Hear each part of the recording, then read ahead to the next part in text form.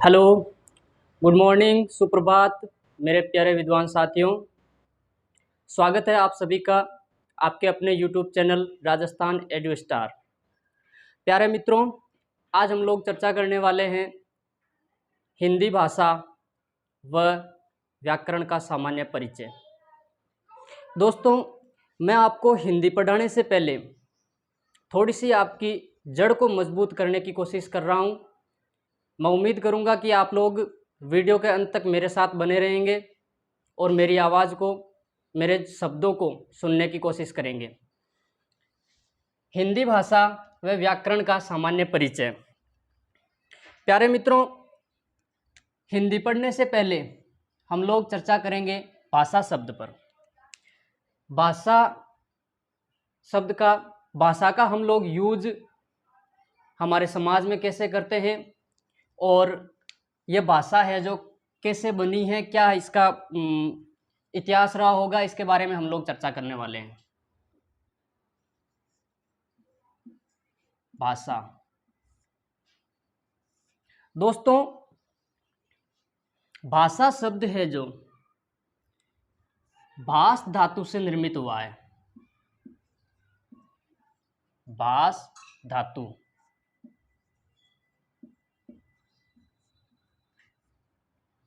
धातु मूल भाषा संस्कृत में हम लोग धातु कहते हैं और उसी को हिंदी में क्रिया कहते हैं।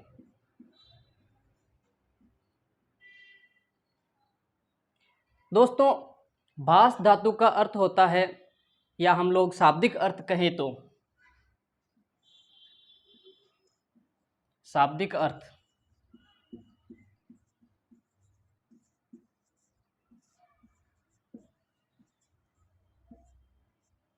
भास धातु का शाब्दिक अर्थ होता है बोलना,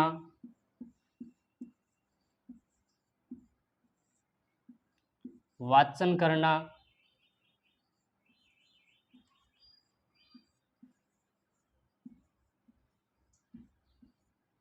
अभिव्यक्त करना,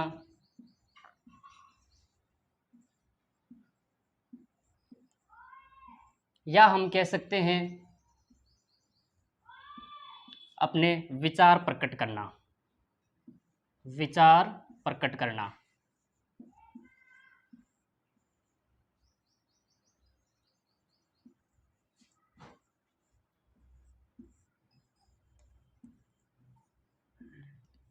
दोस्तों, विचार प्रकट करना लिखने पर आप लोगों के मन में एक सवाल आ रहा होगा कि भाषा का मतलब होता है, या भाष धातु का मतलब होता है विचार प्रकट करना, तो फिर ये विचार क्या है?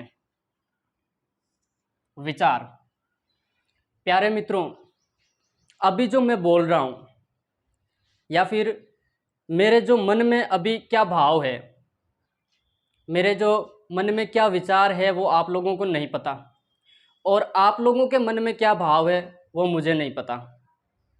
तो इस तरह से हम लोग कह सकते हैं कि मनुष्य के मन की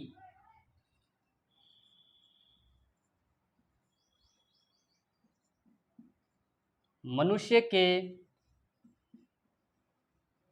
मन की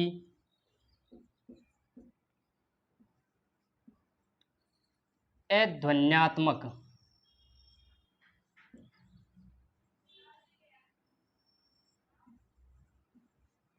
इकाई, मनुष्य के मन की अध्वन्यात्मक इकाई को ही हम विचार कहते हैं। अध्वन्यात्मक मतलब जिसमें ध्वनि नहीं या आवाज नहीं।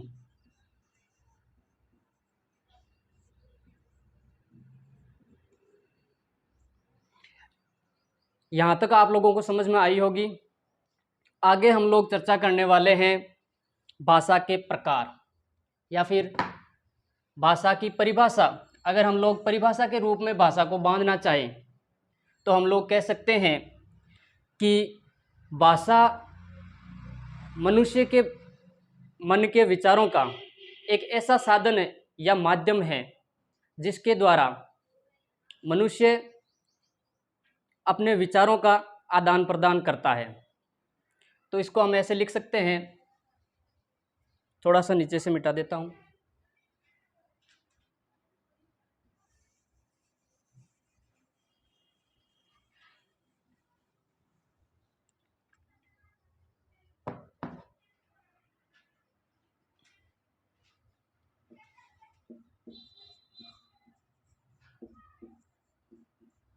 परिभाषा।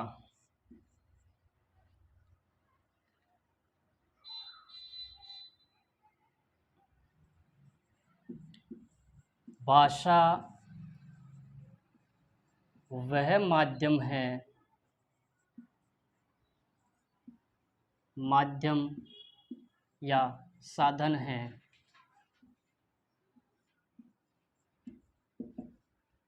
जिसके द्वारा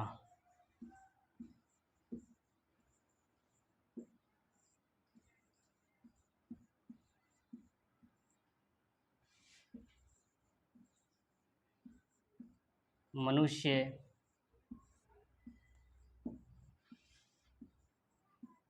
अपने विचारों का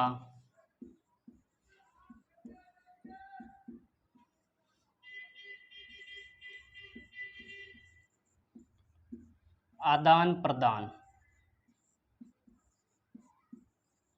या हम इसे विचार विमर्श भी कह सकते हैं या विचार विनिमय भी कह सकते हैं।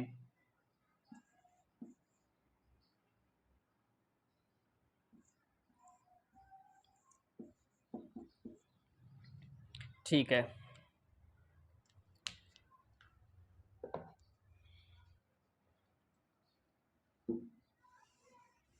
उसके बाद हम लोग चर्चा करने वाले हैं भाषा की मुख्य विशेषताएं।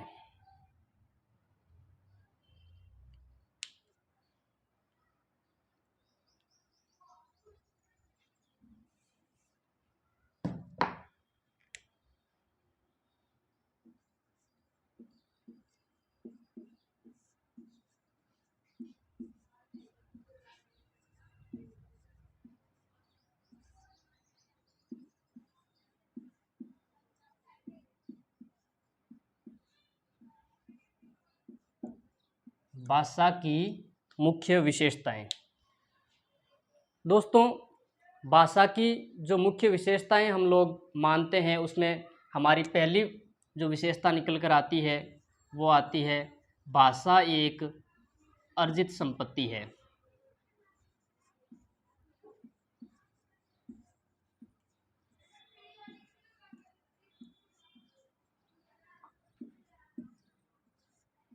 यानी भाषा का जो कौशल हमारे जो विकसित हुआ है वो बाद में हुआ है, जन्मजात नहीं है। बोलने और सुनने की जो योग्यता है वो जन्मजात होती है, लेकिन भाषा के जो कौशल है, कहाँ क्या बोलना है।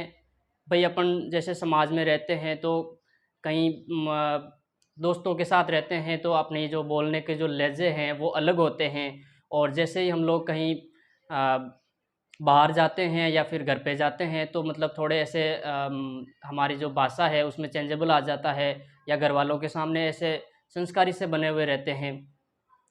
तो इस तरह से हम कह सकते हैं कि भाषा एक अर्जित संपत्ति है। दूसरी नंबर जो विशेषता आती है वो है भाषा एक सामाजिक प्रक्रिया है।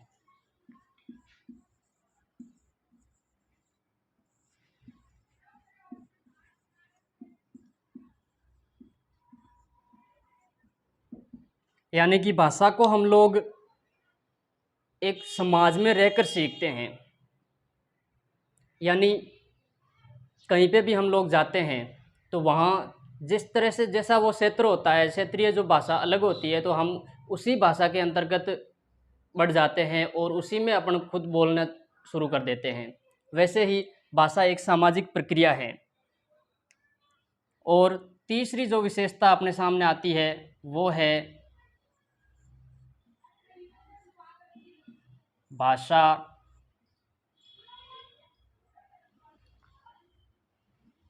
परिवर्तनशील है।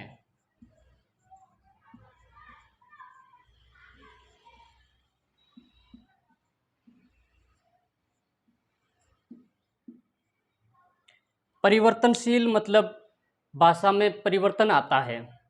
यानी अगर हम लोग हिंदी की बात करें तो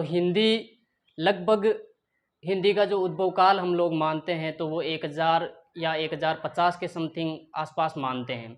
लेकिन उस समय उससे पहले उसमें हिंदी में पाली भाषा, प्राकृत भाषा, अपभ्रंश, अवट के कुछ शब्द मिले हुए थे और फिर धीरे धीरे बाद में हिंदी ने अपना शुद्ध रूप, शुद्ध अपना व्याकरण, हिंदी का शुद्ध साहित्य बना।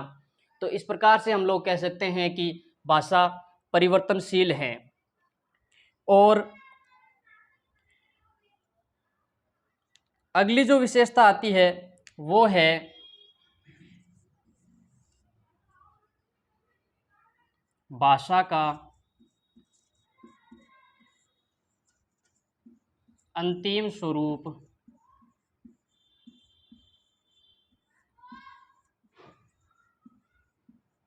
नहीं होता।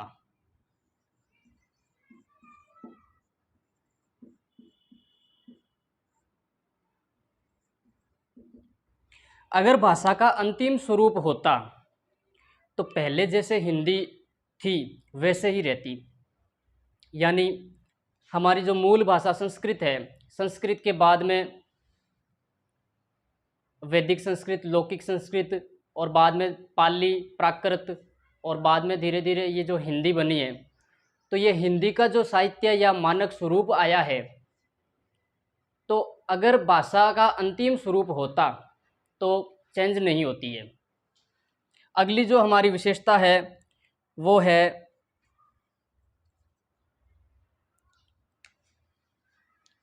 भाषा का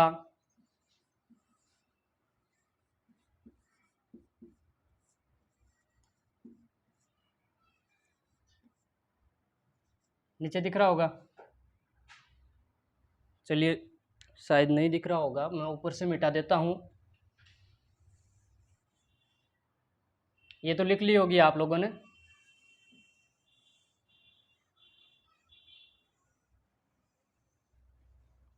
अगली जो विशेषता निकल कर आती है वो है भाषा का मानक स्वरूप होता है।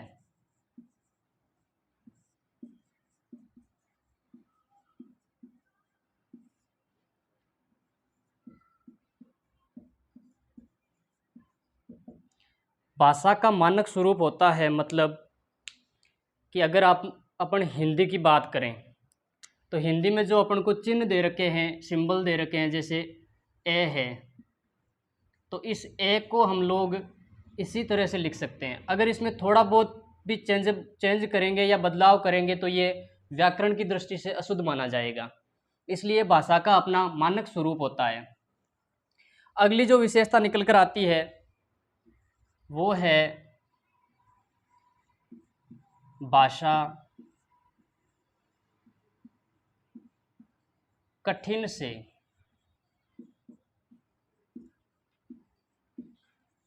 सरल की ओर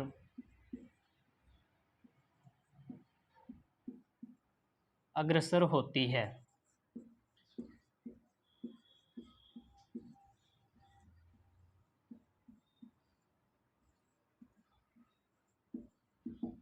यानी भाषा को हम लोग शुरू में जब सीखने की कोशिश करते हैं तो वो हमें कठिन लगती है और धीरे धीरे बाद में जैसे ही उस भाषा का हमें थोड़ा बहुत ज्ञान होने लगता है तो धीरे धीरे वो सरल होती जाती है।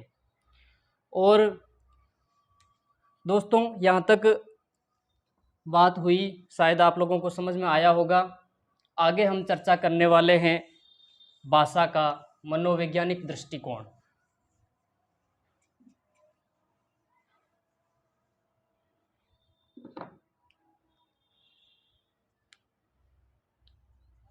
भाषा का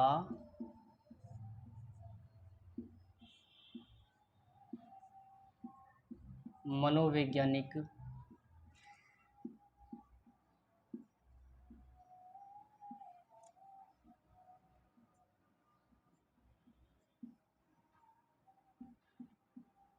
दृष्टिकोण।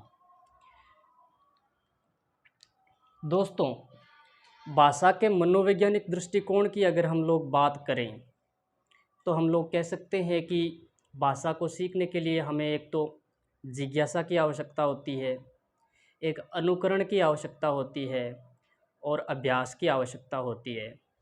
देखिए,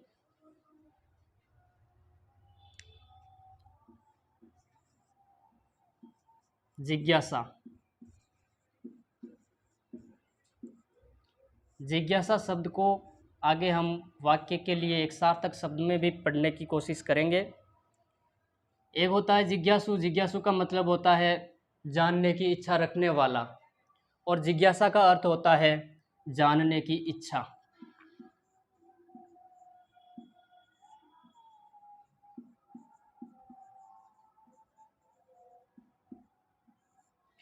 प्यारे मित्रों, अगर किसी भी चीज़ को सीखने में या फिर किसी भी भाषा को सीखने में अगर हम लोगों में जिज्ञासा नहीं है, अपनी इच्छा नहीं है, जानने की इच्छा नहीं है, तो हम वो सीख नहीं पाते हैं। हम लोगों में एक उत्साह होना ज़रूरी है सीखने की, और सीखने के लिए हमारी जो इच्छा है वो होना बहुत ज़रूरी है। और अगला है अनुकरण।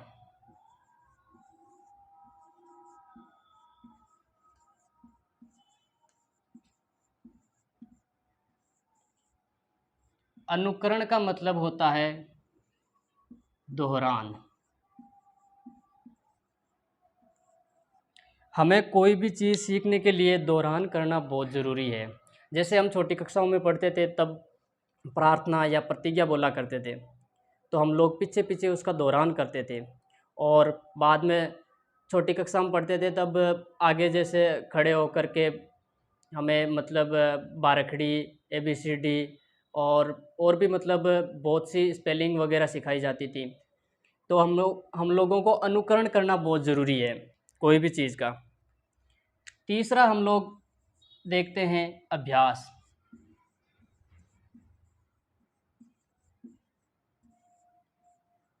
बार बार प्रयास।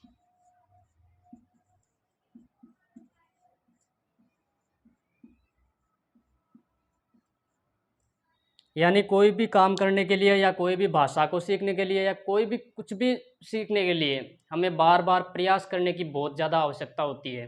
बार बार हमें उसका दोहरान करना चाहिए और उसके प्रति हमारी इच्छा होनी चाहिए। कोई भी काम करने के लिए उत्साह होना ज़रूरी है। आगे हम लोग बात करते हैं, यहाँ तक लिख लिया होगा।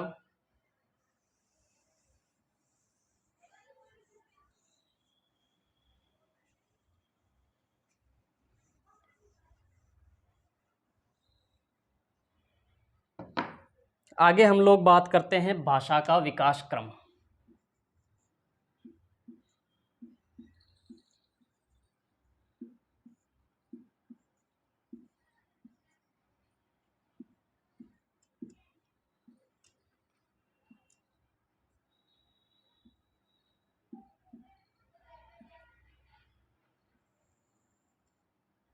भाषा का विकास क्रम आप लोगों ने भी देखा होगा, और नहीं देखा तो भी अब देख लोगे।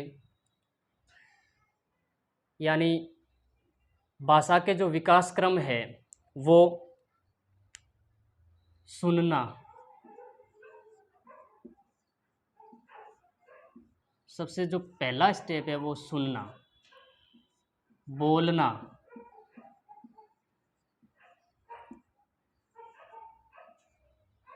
पढ़ना और लिखना।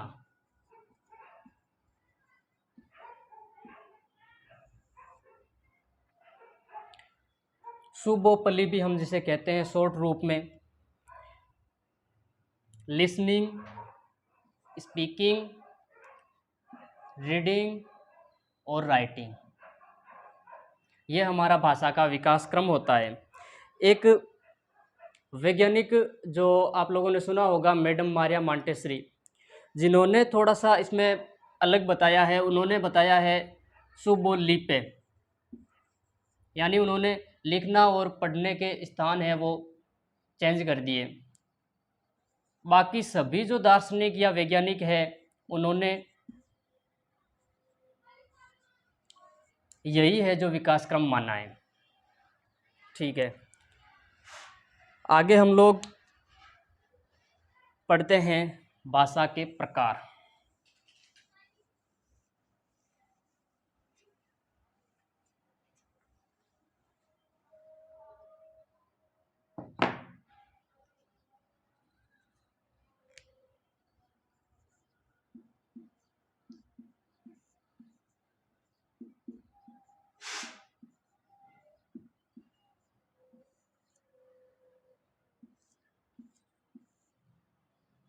भाषा के प्रकार। प्यारे मित्रों, भाषा के मुख्यतः 2 प्रकार होते हैं, लेकिन आज की टाइम में अगर अपन देखें तो भाषा के 3 प्रकार होते हैं। सामान्यतः भाषा के 3 प्रकार होते हैं।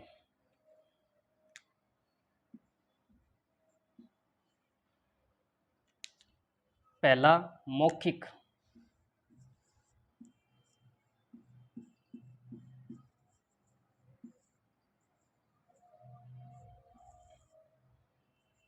दूसरा लिखित।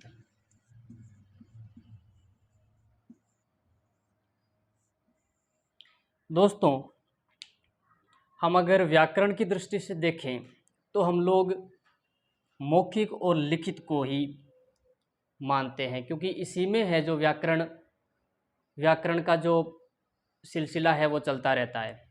और अपना जो तीसरा प्रकार होता है वो होता है सांकेतिक भाषा।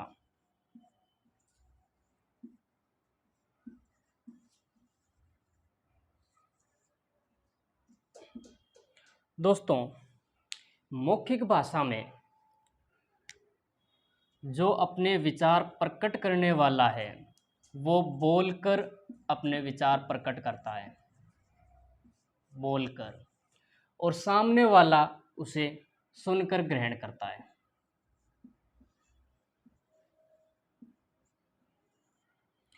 और लिखित भाषा में जो अपने विचार प्रकट करने वाला है वो लिखकर प्रकट करता है,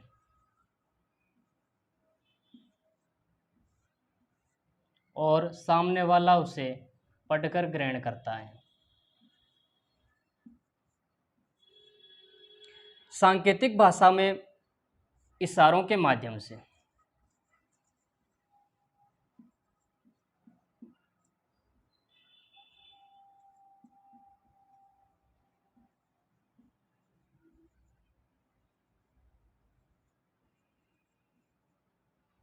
जैसे कई बार हम लोग कोई जा रहा होता है तो अपन ऐसे हाथ करके भी उसको पूछ लेते हैं कि कहाँ जा रहा है, फिर वो हमारे सामने ऐसे इशारा कर देता है कि मार्केट की तरफ या स्कूल की तरफ, तो हम लोग समझ जाते हैं आ, कि वो मार्केट जा रहा है या स्कूल जा रहा है। सांकेतिक भाषा को हम समझ जाते हैं। और आगे हम लोग एक छोटी सी बात आपको और बताना चाहूँगा दोस्तों। एक बार आरपीएससी ने एक क्वेश्चन पूछा था कि भाषा की उपभाषा क्या होती है। भाषा की उपभाषा,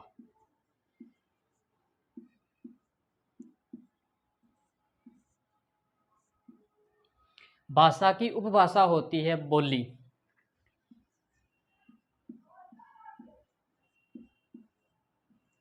बोली और भाषा में क्या अंतर होता है?